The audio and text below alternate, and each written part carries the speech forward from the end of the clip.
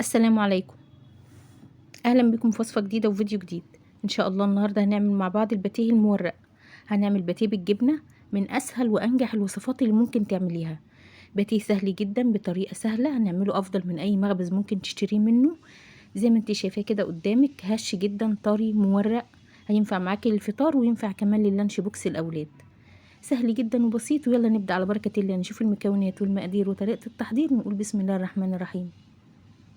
اللهم صل وسلم وبارك على نبينا محمد صلى الله عليه وسلم.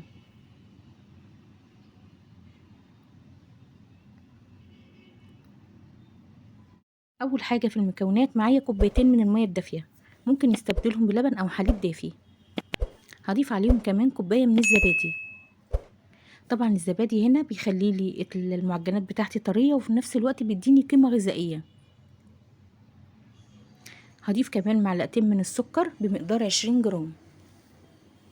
هضيف كيس خميره فوريه 11 جرام بمقدار معلقتين كبار من الخميره الفوريه. معايا بيضة فصلت فيها البيض عن الصفار، هغطي الصفار وهضيف البياض على الخليط بتاعنا. هضيف كمان كيس فانيليا 2 جرام. الفانيليا هنا للتنكيه وفي نفس الوقت بتديني ريحة حلوة للمعجنات وطعم حلو.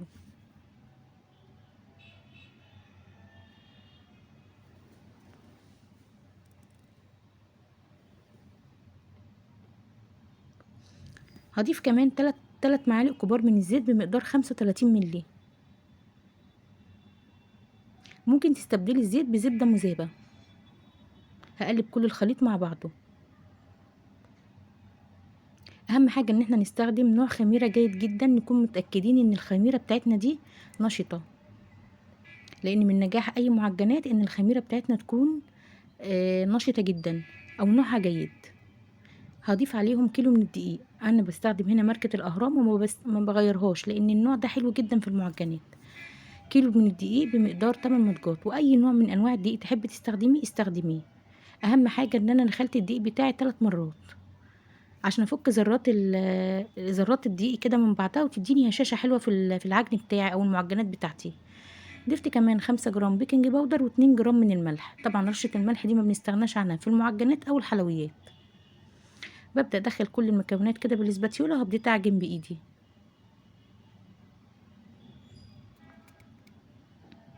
طبعا هنا احنا هنشوف كل خطوات العجن مع بعض، لان في متابعة لينا على القناة طلبت مني ان انا اوريها كل خطوات العجن، لان هي مش بتعرف تعجن وما عندهاش عجان. فعشان كده النهاردة ان شاء الله هنشوف كل خطوات العجن مع بعض. زي ما انت شايفة كده انا بدخل كل المكونات بايدي بالشكل ده. طبعا احنا ضفنا في الاول كوبايتين من المية وكوباية من الزبادي، فلو احتاجت مني مية كمان هتحتاج مني مية بسيط جدا. بعد كده لو انت حابه تضيفي سوائل بتضيفيها بالتدريج، لان في نوع دي بيشرب سوائل وفي نوع ما بيشربش سوائل. ده بالنسبه للميه اللي احنا هنضيفها على العجين او السوائل اللي احنا هنضيفها على العجين. زي ما انت شايفه كده ببتدي اعجن وهبتدي احطها على الرخامه بقى عشان اعجنها براحتي. اول حاجه هجيب قطعه من الزبده بمقدار 15 جرام، معلقه كبيره من الزبده بمقدار معلقه الطعام، وهبدا احطها كده في العجين بتاعنا وهبدأ أعجن. أول لما بتحطي الزبدة على العجين وتبتدي تعجني بتحسي كده إن العجينة بتتقطع منك زي ما انت شايفاها كده. ما تقلقيش خالص، هي بترجع تلم تاني. المهم إن احنا نفضل نعجن فيها لحد ما كلها تتماسك تاني مع بعضها. في نفس الوقت قطعة الزبدة اللي أنا بضيفها على العجين بتديني طراوة حلوة جدا للمعجنات، وفي نفس الوقت بتديها طعم حلو. زي ما انت شايفاني بعجن بالشكل ده. مدة العجن بتكون في حدود ربع ساعة أو تلت ساعة، ده على حسب ما العجينة بتاعتك تبقى طرية معاكي وتديكي عرق كويس للعجينة، وفي نفس الوقت تبقى ناعمة كده وملمسها ناعم وما بتلزقش في ايديكي. طبعا انا هنا ابتديت ان انا افتح العجينة بشوية من المية، هي احتاجت مني شوية صغيرة جدا من المية. زي ما انت شايفة كده ببلي ايدي بالمية وببتدي اعجن بايدي، بسيط جدا. هبدأ انا كده لميت العجينة وببتدي ان انا اشوفها يعني خلاص كده خدت كفايتها من العجن ولا لا. دي عجينه مش ناجحه وما خدتش لسه كفايتها من العجن، لان لما حطيت ايدي عليها بتلزق وفي نفس الوقت بتتقطع كده لما بحط ايدي عليها. دي محتاجه تتعجن مني شويه، فانا هعجنها كمان 5 دقايق وهنشوفها مع بعض. بس طبعا انا مسرعه مقطع الفيديو علشان خاطر بس تشوفي كل خطوات العجن.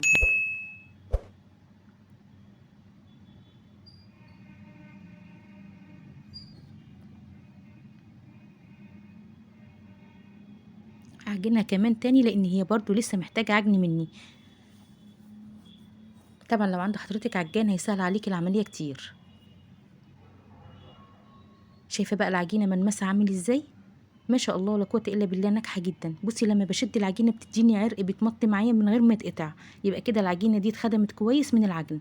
بحطها في نفس البولة اللي كنت بعجن فيها وابتدي ادهن الوش كده بشوية من الزيت، وهغطيها ببلاستيك راب وفوط تنظيفة، وهسيبها تخمر. مدة الخمر قد ايه؟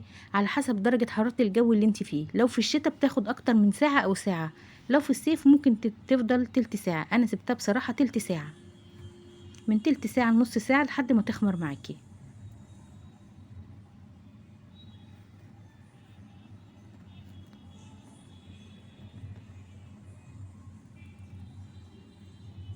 الموضوع سهل وبسيط ما بياخدش وقت، والمعجنات من الحاجات الجميلة جدا لما بتنجح معانا بصراحة.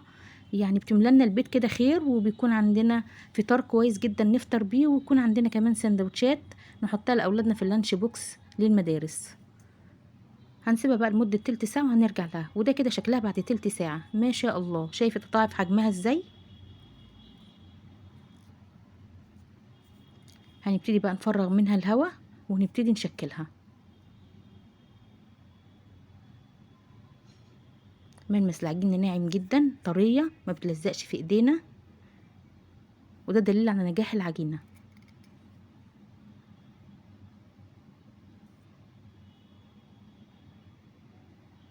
هبتدي ان انا اقسم العجينة بتاعتي دي لجزئين،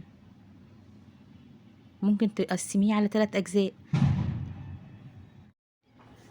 طبعا هاخد القطعة واحطها في طبق واغطيها بكيس بلاستيكي، هسيبها ترتاح لمدة 5 دقايق لحد ما افرد القطعة اللي معايا. وطبعا بغطيها بكيس بلاستيكي علشان خاطر ما تعملش قشرة على الوش. هفرد القطعة دي على شكل مربع كبير. طبعا ما شاء الله العجينة طرية جدا معايا، لانها خدت وقتها من الخمر وخدت وقتها من العجن واتخدمت كويس جدا. فعشان كده اللي هتلاقي العجينة معانا بتتفرد بكل سهولة وبكل يسر، وهتلاقيها عجينة ناجحة مليون المية. زي ما انت شايفة كده ما شاء الله بتتفرد بسهولة. تفرديها بالنشابة، تفرديها بايديكي زي ما يعجبك. معايا هنا بقى معلقتين كبار من الزبدة بمقدار 25 جرام او 30 جرام. هبدأ اورق بيها كده وهفردها على العجينة. طبعا انا هنا ما بورقش بزبدة توريق، انا بورق هنا بزبدة فرن. ممكن تستخدمي زبدة جنة، اي نوع زبدة عندك. وهبدأ اقفل الاربع اطراف كده على بعض زي ما انت شايفة كده على شكل ظرف.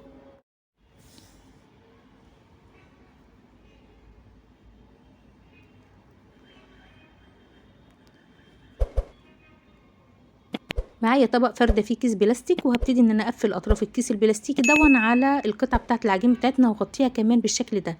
هدخلها الفريزر لمدة ربع ساعة. هجيب القطعة التانية وابتدي اشتغل فيها.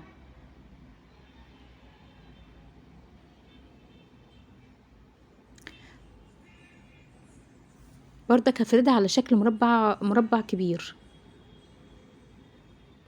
وهبتدي افردها زي ما انت شايفه كده. وهبتدي ان انا احط عليها الزبده.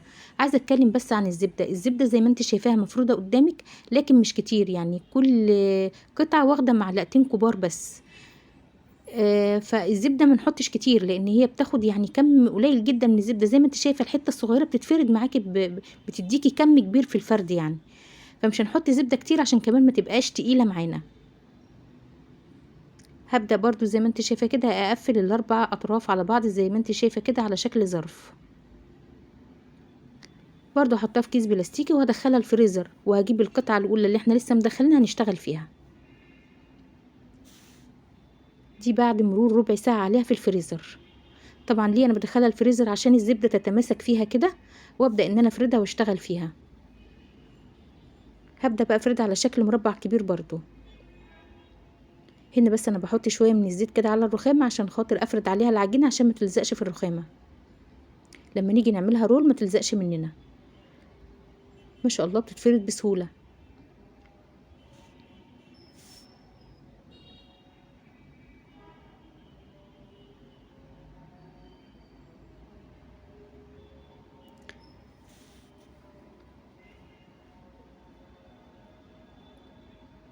طبعا الطريقة دي كمان تنفع في الكرواسون. يعني احنا دلوقتي هنلف رول عشان نقطع الباتيه بتاعنا. ممكن تقطعي المربع المربع الكبير اللي قدامك ده على هيئة مثلثات وتلفيه كرواسون.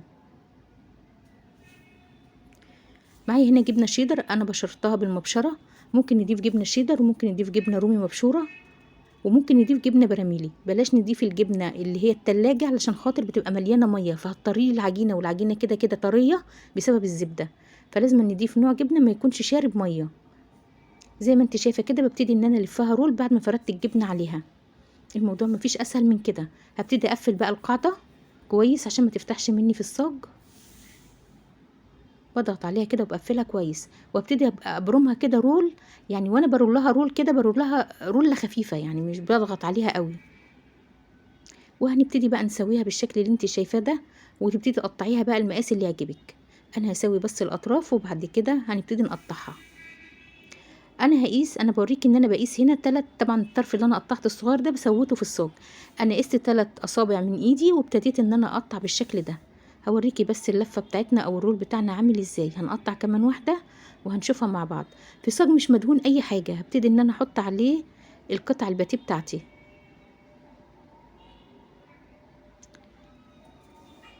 برضو بقطع هنا، بقيس بصوابعي 3 صوابع او تقيسي بالمسطره زي ما يعجبك. شايفه ما شاء الله اللفه عامله ازاي.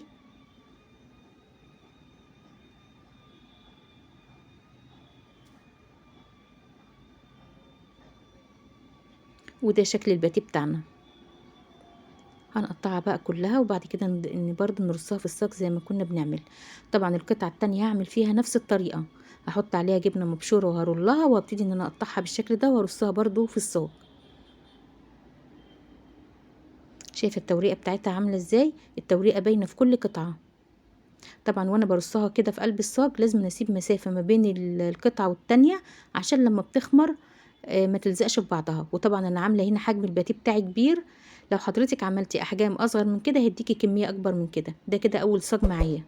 هغطيه بقى بفوطه نظيفه، شايفه ما شاء الله هضغط عليه ضغطه بالشكل ده عشان بس يتفرد معايا، وهغطيه بفوطه نظيفه واسيبه يخمر. وبعد ما خمر كان معايا صفار بيضه حطيت عليها معلقه من الميه وربع معلقه من الخل، وقلبتهم مع بعض ودهنت بيها وش الباتيه بتاعنا بصفار البيض. بس المقطع ده اتحذف مني. ده الصاج التاني هعمل فيه نفس الحكايه، هغطيه بفوطه نضيفه واسيبه لما يخمر، وبرده هدهن الوش بتاعه بصفار البيض. طبعا السجان بتاعتي دخلتها في فرن ساخن مسبقا على درجه حراره 180 في الرف الاوسط.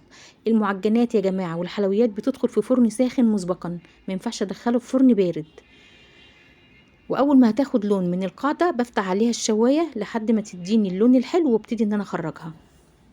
ده كده شكل الباتيه بتاعنا بعد ما خرج من الفرن. هو لسه ساخن، يعني انا لسه مخرجاه حالا من الفرن، بس هنضغط عليه كده هوريكي قد ايه هو هش جدا. بصي ما شاء الله هش جدا ومورق، وحضرتك شايفه طبعا التوريقه بتاعته عامله ازاي، بجد تحفه. وطبعا الجبنه كمان ساحت فيه فطعمه خطير. هغطيه بفوطه كده يرد من حراره الفرن لمده 10 دقايق. لازم انا اغطيه بفوطه بعد ما يخرج عشان يرد من درجه حراره الفرن. طبعا لما يرد من درجه حراره الفرن وغطيه بفوطه بيحافظ على الهشاشين بتاعته والطراوه ويبقى معانا بالشكل اللي انت شايفاه ده. ما شاء الله. طبعا انا عامله حجم الباتيه عاملاها حجم كبير. شايفه بقى ما شاء الله التوريقه بتاعته حلوه جدا، القاعده واخده لون زي الوش بالظبط، يعني ما فيهوش كلام. ما شاء الله حلو جدا. هنقطع كده قطع مع بعض ونشوفها عامله ازاي من الداخل. طبعا حضرتك هتعملي لي الفطار مع كوبايه شاي، مع كوبايه شاي بلبن، هيبقى تحفه جدا. تحطيه في اللانش بوكس للاولاد للمدارس، وخصوصا ان احنا في موسم المدارس بنحتاج للمعجنات، والمعجنات كمان بقت غاليه جدا في الافران. شوفي حضرتك بتشتري قطعه الباتيه بكام. طبعا لو حضرتك وصلت معايا لحد المقطع ده قولي لي بتتابعيني من اي بلد، وقولي لي ايه رايك في الفيديو بتاعي. وطبعا لو عجبك الفيديو ما تنسينيش في اللايك والشير والاشتراك في القناه وتفعيل الجرس، دعمكم شرف كبير ليا. وده شكل الباتيه بتاعنا، وبكده اكون انتهيت من الفيديو في حفظ الله. السلام عليكم ورحمه الله وبركاته.